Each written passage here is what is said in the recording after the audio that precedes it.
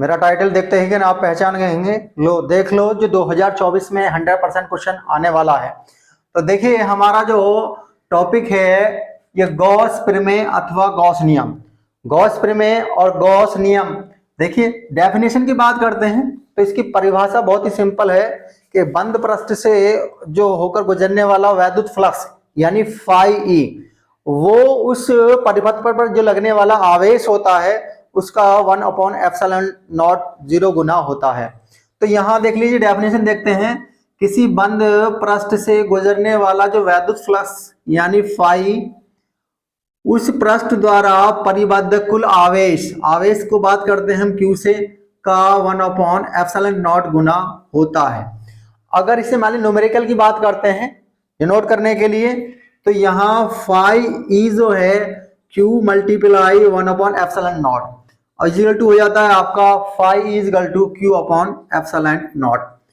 देखिए यहाँ एक फाई की बात करते हैं तो वैद्युत फ्लक्स के, और वैद्युत फ्लक्स जो होता है दूसरे हम कह सकते हैं कि बंद पृष्ठ के लिए जो स्केलर गुणनफल होगा E vector dot D A, यानी फाई में जो होता है हमारा बंद पृष्ठ के लिए जो समाकलन होगा E vector dot D A, और ये ही आपका रूप ले लेता है क्यू अपॉन ε0, जो शो करती है हमारी गॉस प्रमेय के लिए या गॉस स्टेटमेंट के लिए।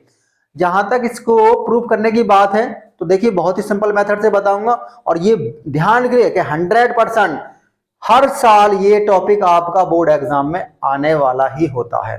तो ध्यान रखेंगे, टॉपिक का मजा लेंगे, बहुत ही सिंपल है। उसके बाद में मेरी नेक्स्ट जो वीडियो रहने वाली है इस गॉस नियम के जो अनुप्रयोग हैं उन्हें समझेंगे। और वीडियो को देखिए थोड़ा सा, मेरा तो ये कहना है कि ज्यादा जो है अपना समय, बहुत से बच्चे वेस्ट करते हैं तो उस समय को जो है बचाव करें। स्टडी का मतलब ये है कि नहीं हम 10-10 घंटे पढ़ रहे हैं या 4-4 घंटे पढ़ रहे हैं। अब आपको अपने आप पर कॉन्सेंट्रेट करना है। पढ़ाई आप 2 घंटे की करें या 4 घंटे की करें, बस फोकस जो होना चाहिए हमारा स्टडी पे हो। यानी कि हम पढ़ रहे हैं सोच रहे हैं कहीं और के बारे में, तो वो चीज वगैरह आपकी गलत है। तो देख लेते हैं इसको सिद्ध कैसे करते हैं।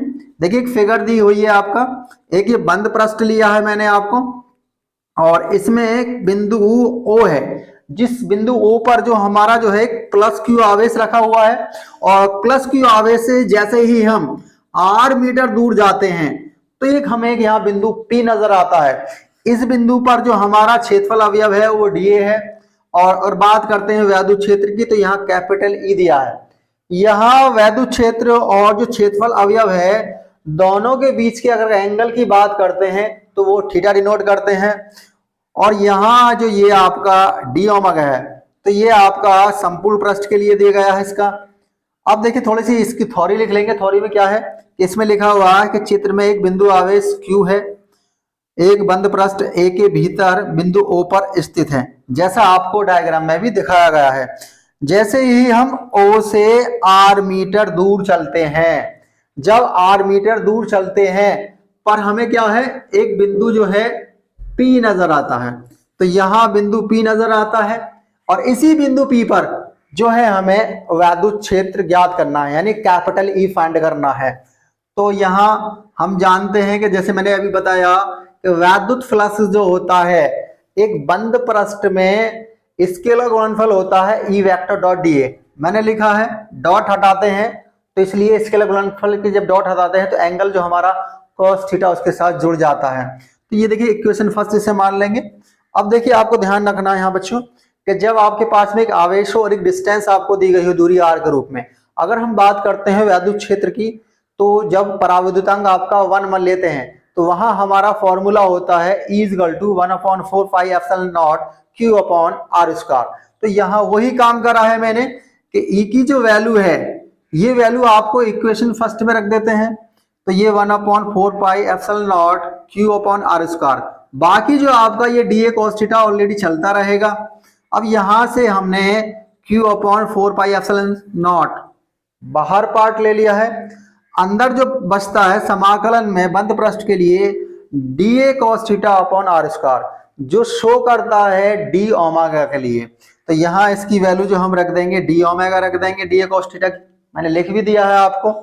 तो यहां से Q upon 4 pi epsilon not, और देखिए संपूर्ण पृष्ठ के लिए का dA ओमा करते हैं डी ओमेगा, तो ये क्या होगा, एक तरह से गोला हो गया। तो यहाँ संपूर्ण पृष्ठ के लिए जो ये इसकी वैल्यू होगी ये 4 पाई हो जाएगी।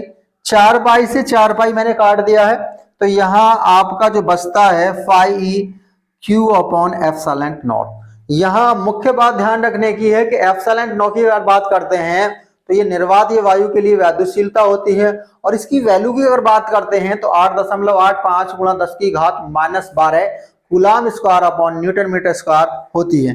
तो होप करता हूं कि जो मेरी वीडियो है गॉस प्रमेय से रिलेटिव आपको पसंद आई होगी और एग्जाम की प्रिपरेशन में आप लग जाइए।